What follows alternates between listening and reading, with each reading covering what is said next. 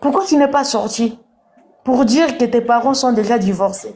Quand les fans de ton copain disent, les chroniqueurs, les profs de ton copain viennent dire que tes parents ne sont pas encore divorcés, pourquoi tu n'étais pas venu démentir? Tu étais content quand on humilie maman si, quand les gens disent que non, tes parents sont encore mariés, c'est comme si elle n'est rien. Quand ta tante est partie, tu vas pas me dire que ta tante a contacté Sarah Tola sans votre avis. Non, ma petite. Tu vas pas, tu ne peux pas. Tu peux venir te victimiser ici, ou bien victimiser ta mère. Ta mère déjà, elle n'est rien, on peut pas la respecter, elle n'est rien.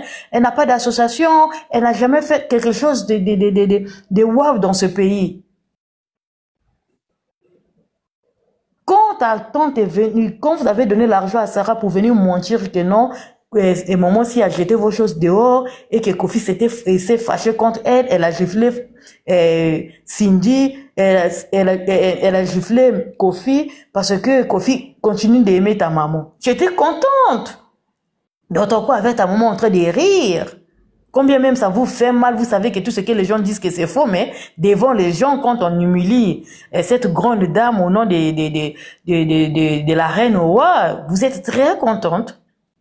Quand les gens commençaient à faire les challenges de merde, j'étais très contente en train de... Parce que tu as même fait sortir le mot humilié dans ta bouche. J'étais content qu'on puisse l'humilier.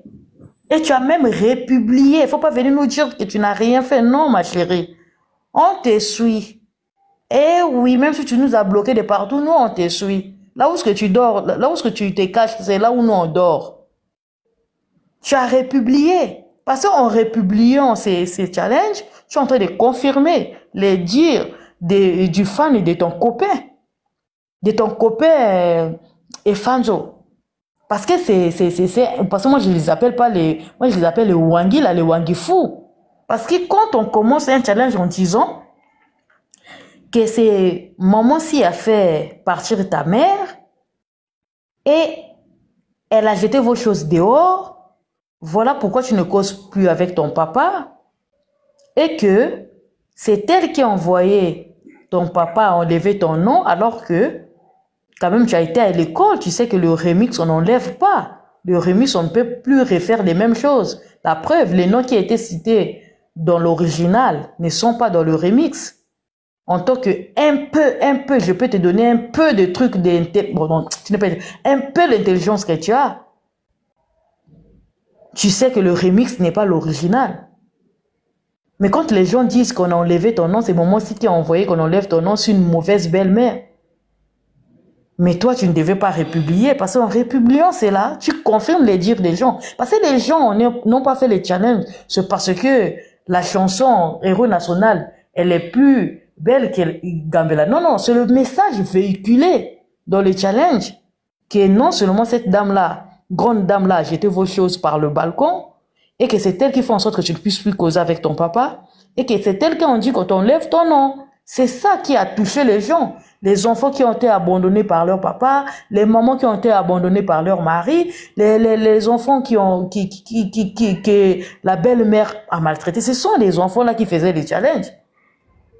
Parce que même moi, si je ne connaissais pas, si je ne connaissais pas l'histoire, ou bien si je n'ai pas la notion du remix, j'allais aussi faire le challenge pour toi.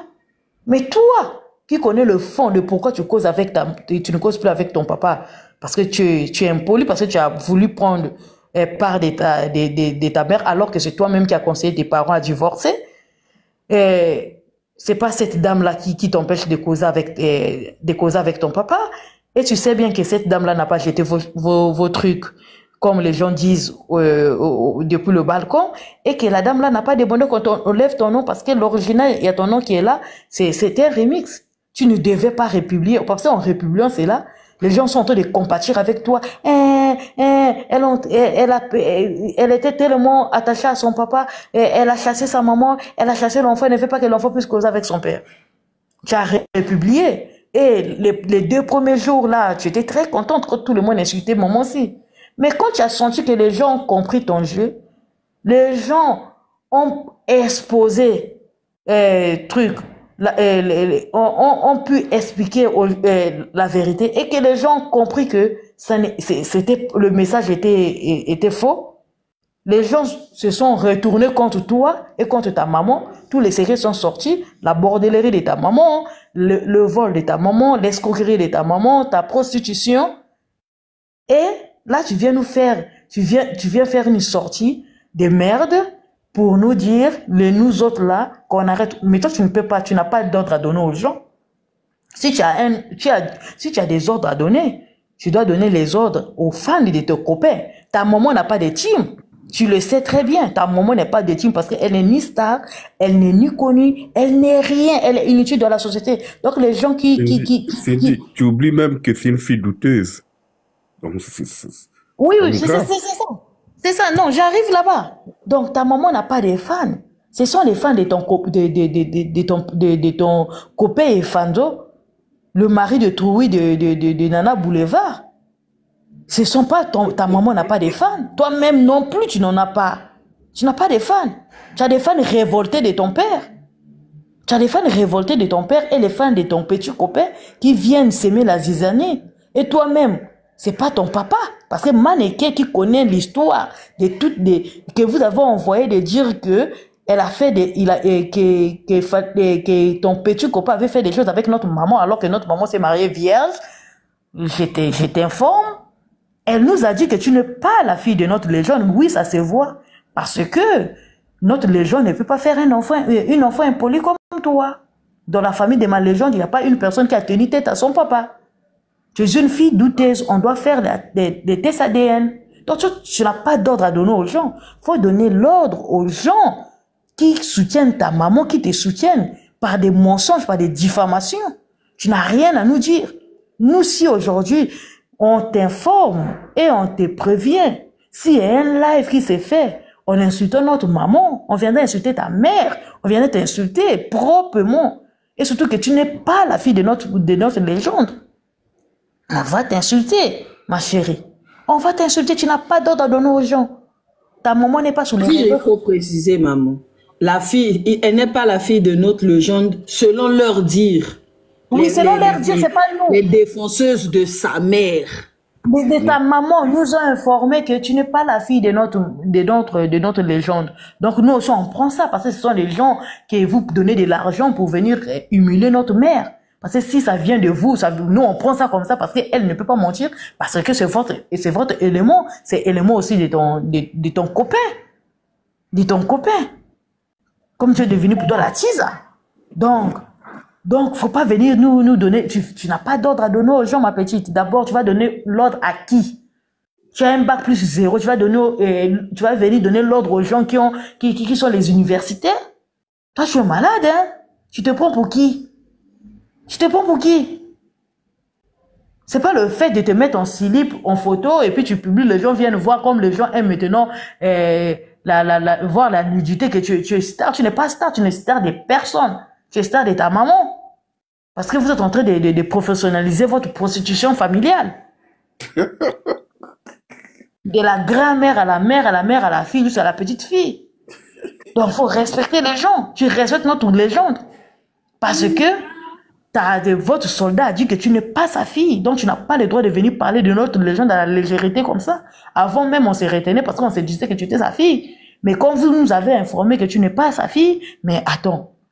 Tu n'as pas à venir lui parler comme ça et non aussi de sa femme. Tant que les gens là, les gens de ton copain, les fans de ton copain, les Wangi, là, insultent notre maman, on viendra vous insulter, ta maman et toi. On viendra vous insulter. En tout cas, on viendra vous insulter. Parce que ta maman n'est pas la rivale de notre maman. Elle n'a qu'à aller faire sa rivalité avec l'ex-femme de Bonkani là-bas, de Marlène là-bas. Allez vous battre là-bas. On tease. Nous, notre maman, elle est mariée avant l'âge de 25 ans. Elle est mariée vierge. Et puis notre maman, elle est star. Eh oui. Donc tu n'as rien à nous dire. Tu n'as pas d'ordre à nous donner. Si on veut parler, on va parler. On va parler pion. Si tes gens insultent notre maman, on viendra vous insulter. Parce que nous, on n'insulte pas, on commence pas. Parce que, pour commencer, on commence des gens qui sont au-dessus. On ne peut pas commencer les gens qui sont au-dessous. Donc, quand vous êtes au-dessous de notre maman, donc on ne peut pas venir vous insulter comme ça, au hasard, comme ça. Mais si vos gens insultent notre maman, là, on viendra répondre. Parce que là, on viendra répondre. Mais nous, on ne peut pas commencer à insulter ta maman qui ne présente rien, qui est inutile. Parce que c'est comme si on est en train de lui donner de la force. On ne peut pas. On n'a pas les temps de ta maman. Parce qu'elle n'est rien. Elle n'a ni diplôme, elle n'a ni nom de famille, elle n'a ni métier, elle n'a jamais travaillé dans sa vie. Elle est inutile dans la société. On ne peut pas s'attarder à commencer d'attaquer une personne inutile comme ça. Mais si les fans de ton copain viennent insulter notre maman, on viendra insulter ta mère. On viendra rappeler aux gens qu'elle était 10 pendant 10 ans. On viendra rappeler qu'elle est prostituée. Elle-même, elle avait dragué notre légende. Et comme vos gens ont dit que tu n'es pas la fille de notre légende, donc elle est venue nous coller notre légende de l'enfant. Voilà pourquoi elle s'est attachée à ce mariage. Parce que toi, tu ne venais pas au monde. Et ta maman n'allait pas avoir de la place, maman Godin n'allait pas quitter, mais quelque chose, bon, je sais que les gris-gris de ta grand-mère aussi ont joué un grand rôle. Donc, tu n'as rien à dire. Ton impolitesse, là, tu fais ça à ta maman qui t'a mal éduqué. Tu ne viens pas faire ça sur nous, tu ne viens pas faire ça sur notre maman, ni sur le mari de notre maman. Tu ne le fais pas. On ne va plus te le permettre. Tu as dit que non, tu as répondu, ça fait 3 ans, mais tu es une menteuse. Quand tu as traité ta grande sœur de cafard, ça fait combien de mois? Celle qui est plus belle que toi, plus intelligente que toi, plus riche que toi, plus intellectuelle que toi. C'est pas le fait d'aller prendre en photo avec Beckham que tu es star. On n'a jamais vu Beckham, les rien été reposté. Tu été publié. C'est toi qui publies. Bah, Welly, ça comme ton copain. Non, tu dois apprendre à respecter les gens. Nous, ça veut dire qu'on va te forcer la bonne éducation. Comme tu as vu que ça tourne au vinaigre, toutes les personnes qui faisaient les challenges pour toi commencent à faire les challenges programmés là, commencent à te créer que tu es impoli, te rappeler que tu es impoli, et ils connaissent maintenant l'histoire de ta maman, comment est-ce que ta maman est venue dans le foyer, comment est-ce qu'elle t'a eu, comment est-ce qu'on a fait le remix, on a donné la bonne définition des remix. Quand ton ami Rach Makoso, si c'est Rach Makoso, a mis maman aussi dans la poubelle là, tu étais très contente. Quand les enfants de Makoso ont fait le challenge et tu as republié là, tu étais très contente. Et comme Makoso est venu te mettre au pas là, c'est là où tu reviens ici, tu n'as rien fait, tu n'as rien fait. Toi, tu crois que nous, oh, petite, toi, tu es une manipulatrice, tu es une sorcière, toi. Mais ta sorcellerie là, tu vas bouffer ta maman. Tu vas pas bouffer notre légende. Tu vas bouffer ta propre mère. Sauvage.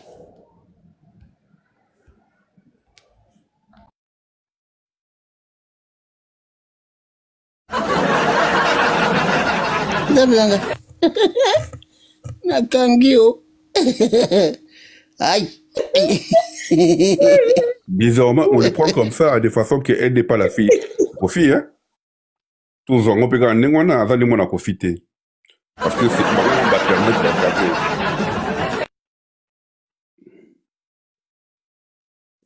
Ça ni boma wana batuna ki balobi est-ce que oyo zoloba eza ya solo ya lobi eza ya solo kuto eza ye moko moto ayebisinga faire voir ailleurs. andimaki yango alobi eza ya solo ye moko moto ayebisinga ye moko mokolo nzoto moto ayebisinga donc voilà. Manke amelaki pimbo na ye.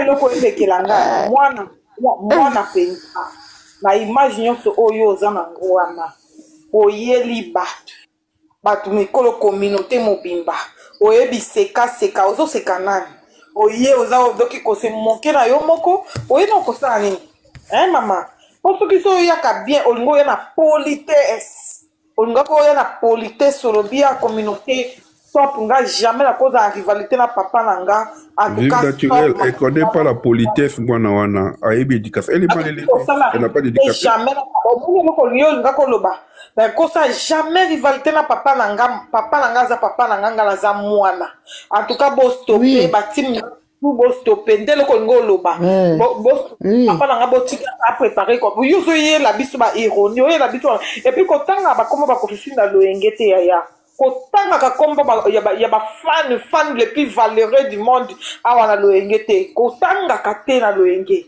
otanga biso bwendeni biso basinji love awa toza pe tongo oyoki les autres là ngete yaka tanga ba makamna bina c'était oyo ye na internet ya kilelo otanga ba fan le plus valeureux ba fan ba banda monde depuis monde banda ba fan na liboso na vie zala ko fifi yo tanga ba ona loyenge bongo biso linga biso bana ben polité minoué ya ba petit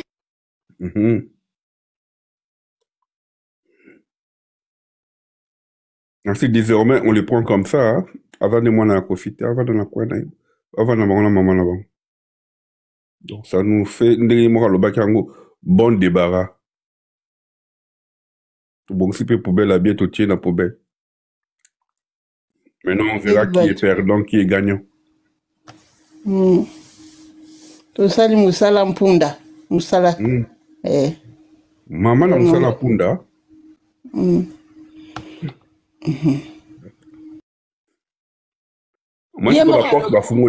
Merci pour les services rendus. Te rendre que service à l'Obango, merci pour les services rendus. Comme Aïba qui n'est qu'à moi, on a bisoté. Te rendre qu'à service. Fait que, à s'en foutre, n'est pas service en gros. À remercier Bissonon, que merci pour les services rendus. D'accord? Ton dimi? Bino mo ko pe boyi ko lobango na ba réseau que ozara no moi na bisoté. OK. Eh ben, bon vent à toi, hein, là où tu es. Bon vent.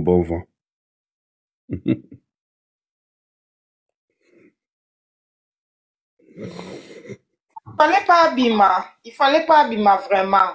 C'est y a mon cas monité. Y a mon cas monité. Je crois qu'il fallait pas. Vu la jeunesse, la petite est une sorcière parce qu'elle a vu que les gens n'en parlent plus. Elle aime quand les gens parlent. Elle est venue faire son plan pour parler afin que les gens puissent encore reparler. Qu'est-ce que vous ne comprenez pas? C'est une manipulatrice, la petite là.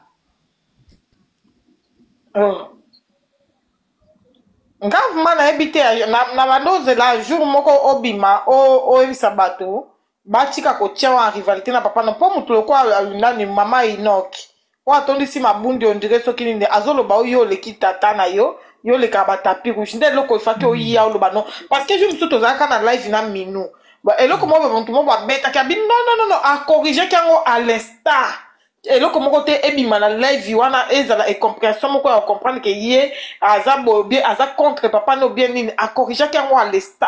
C'est ça une fille biologique de Koffi Olomide. Yaya biso to tche ni patente no adutite ba tuna yo moko kuna nde obo futa ba mbongo obo tinda ka bangonde ba lobi biso te biso pe to na kama kama. En tout cas awa ko ni no mutu te et en plus pe bato ba yaka ko loba awa boya biso ko loba biso te. Bolo bila mwasi o azaka mwasi misia quadra oyo bango ba utiliser ka maneke munoko ngubu o aya ko kosa mama biso makambo awa na internet awa yende mutu alobi ke mama bango abota ena mutu mususu biso te biso na toloba makambo na te yende alobi yango yango biso pe tolobi lokwaza na mwana ya mutu mususu ya biso to ba respect zate moi respect moi muketo zaki na ngoto ebi ke mwana papa biso. Donc il choix exact mais yo le quoi ozana mona mutu musu ya keba na biso kotanga ba kombo na biso te keba na biso oza très important omoni yo okoza exemple mona to yo kaka soni to banga ata ba na biso bakuta na ba contenu na yo ya impolitesse na wana na réseaux sociaux to banga ba na biso ba copier yo okoza na exemple te mama lobaka ba makamno so ye wana oza posa ba lobela ba makambo o to internet c'est dans la kia tamulai kombono etanga makate o matako kitaka kombono etanga mate kaka nina biso eloko na biso bimi pa ale kombono komi kotanga mayaya o vivre na mpepe ya légende Koffi Olomide o vivre na mpepe na ye donc makambo eza nde ye yo pardon kolobisa watu te tozawa toloba wana azoya na wana hypocrisie azoya mopanzi moko atiki. Mais le papa na papa na osenga be babo limbisi. Hein? Ozo ko fula moto na ndenge moko eza na ndenge stratégie moko soki ndenge nini ba nini. Ezanga tina. Bato ba loba te. Maman Sylvie, on n'a pas besoin de son pardon avant de la naïkuna kotaki.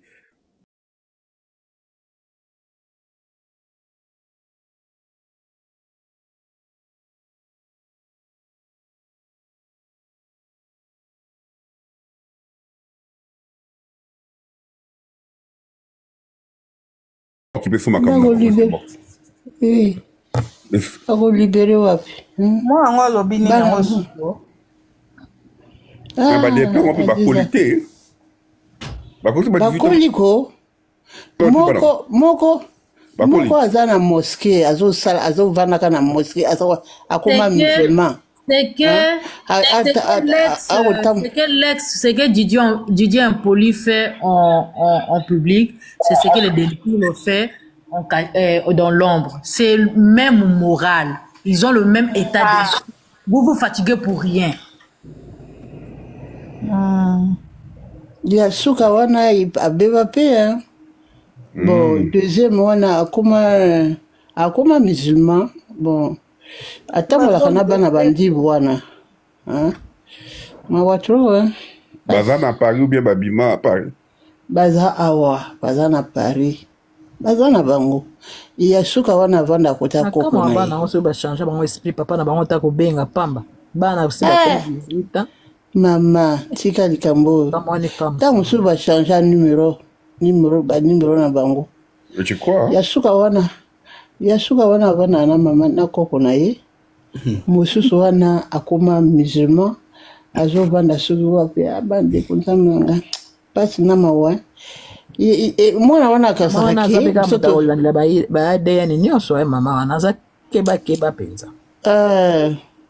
Mwana wana ya mwasi ya wana ya liboso na kansaka ke biso to yini ye non ezabongo te hein ezabongo te to yina mwana pona nini ayo kisonga akelo baramani ke ayo lo babana ata to yini e masive sani nana olinga mwana yini yo so mwana yo lo papa bonde bara merci pour le service ata to yini on est poli Mama, na manike bango bat basola na pire du mal. Makambo uche pa na biso yebi makambo wana. To yebi makambo bakapangala. To yebi boke tu na manike. Manike mutaki na makambo wana. Bonsoir. Bazo ba mama oyo ba bisi kuna oyo Geraldine aloba ike ba miniature ko bima lobi na obe ba miniature bimi ba bimi se longi mo bozo mona ngote bezo ekena ba fort compte ba mona ngote. Kuna motaki ngandi na ye makambo eza minene wana bozo kipete na moni makambo eza menga na yokisu kazala mo mobile moko abuniso na marraine yango wana babimiso kona ba faux compte po ba mona ba vrai compte ko yebana déjà Geraldine déjà boaka ke déjà moi iloko mo usko biso nde tozo yeba teke photo si ebimi makambo nyonso si ebimi toza na kidiba photo lino nazaki masivi nazaki informé que maman tango akende abundaka na mbanda mususu alobi te nga moto na banda liboso ye pe alobi te ezanga kambo nzambe na ngai mpona mobali yango aza nani ministre eza na problème ya compréhension yo mwana omona ondire tata bota yo ozoye lokwa camarade na yo oyebi kotia papa no na kati ya valeur na ye te ye na problème ya compréhension biso toana problème ya compréhension te yende et apesi kotanga akoma bakokutu te yaya kotanga tu toyebi yo te ekotuna manike bien alakisa o biso te Attends, comment la biso vivre naturel. Suffit. On a chance de love te. Attends qu'il t'ait avec les autres là. Donc biso de la autres là. Impoli. Malé. Di love. La tangi biso déjà. Ni se mino suka yo kiango. Aksarana kiti. Bozo sarana kiti. Para yo biso mapeka kare wanati. Ayo kiango. Ayo ki son. Bongo ndezala kaya. Kanisa ki mwana ye bwa nation mobimba. Kona ya mona ki yende ye. Pardon, ngakuti mokolo mutu na komona na sala live. Na mona ka fan moko na za kofifi na kofi na tini o ko pekisa na sujet na communauté. Connaître bango ba pekisa bango te. O biso lo ka totalisa siko bo côté moko so to ba live to sala makama vérité ale bo mati be ko pekisa biso. Po mezani on. Ko zala net. Papa faut dire pour mes amis. Elle a dit qu'elle a. Ah bonsoir. Bonne live na mutu mo matela nga pekisa na comprendre. Il y a pas vraiment problème mais ça baza ko répondre ka mwana makamba lobi hein. Non. Mwana na bata mwana bisa tika pesa mwana bisa ndanyo. Eyenga te Didi.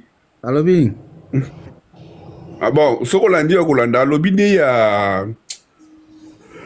Ah, n'a pas de quoi expliquer à côté. Alors, l'obédi là, n'est qu'il a été. Et yenga bimi, hein, papa l'a dit. Aïe, ko ça la vidéo pendant Koloba. Asali nani tour à liboso à lobby que. Bato batika kokole ba réponse oyo ya PCT. Depuis polémique oyo bandi makama ba challenge.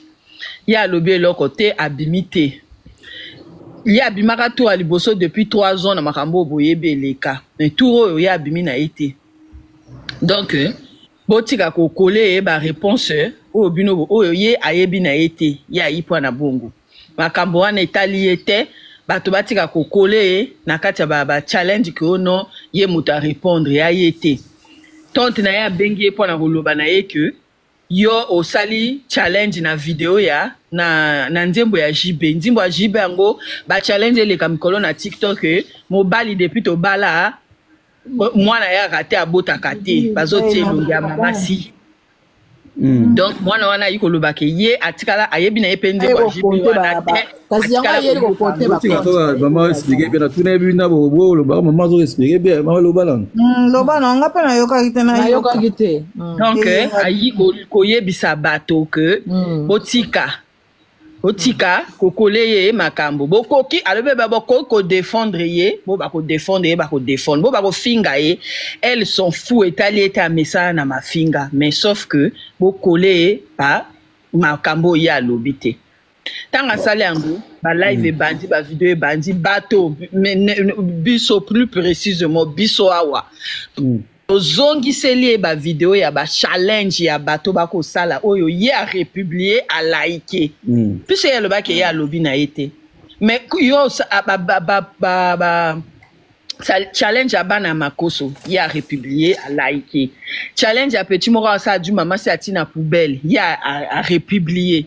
et à l'forme ya communication ya ko le ba ke a d'accord na makambo ezolekana donc ba zongi seli ba vidéo ango azongi li supona kolobaki ayebaki ke kosala mabongo puisque aloba yebi karaté na ye azongi pona koya kolobaki désormais maintenant asengi nani pardon na bato na yo ba conseiller ki aya ko répondre ta lobi na bango na o répondre ka oyo eza ya suka vraiment bolimbisa ngai bolobaki na ngana tika koya ko répondre mais na moni ki na ba point au moins 3 points il faut na éclaircir aiko loba ezala ba Kofiette ezala ba Kofifil ezala ba team mama na ye ezala ba team ye bo arrêter alingi na yete aboyi na ye ba problème bo arrêter kolobela makambo wana ye azana ye na kata ba problème wana te alobi ke mama na ye asenga divorce mama ni muta asenga divorce ape ba pesa e divorce ango donc azalaka na posa ta moko te ya kodonga na foyer wana et tanga lo bangabi la femme que vous vilipendez partout c'est elle qui a demandé le divorce et ayete pe muta na posa ya kozonga libala wana donc il faut bo arrêter donc en gros ayiko pe kisabato ba finga mama na ye soko yoke ou analyser en tant que pani bato ba finga papa ni pour maman ni ici bote point voilà ngoto mateli andokia doye kota ko big sa maman na et puis azo le bango na légèreté azo senga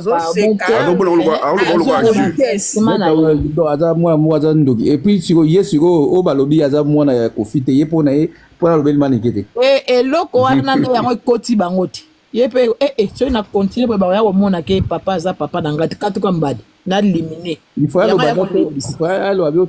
mama na zo baza poso zonga te na ngo pena mutu ni na ngata mobali liboma ni akozonga sa maslo kwa mama ni na ndako okufa na éducation bana boy baba éducation ya za na photo mama ba vérité bimi ye moko monike kuna baloba ke mwana kofite koto basala boyabi katuka manati ya kopikle ye mama na ye aza na ba réseau te mama na ye atikala koya ko répondre ata mokiete ana ye na ba réseau te mais bino boko finga ye moto a poster ke mama na ye eza ye mokolo ye mama na ye a ko décider a poster sous mama na te bino boko zwa mama na ye wapi Donc bo arrêter ko finga mama na ye ana posa ozonga libala wana te ye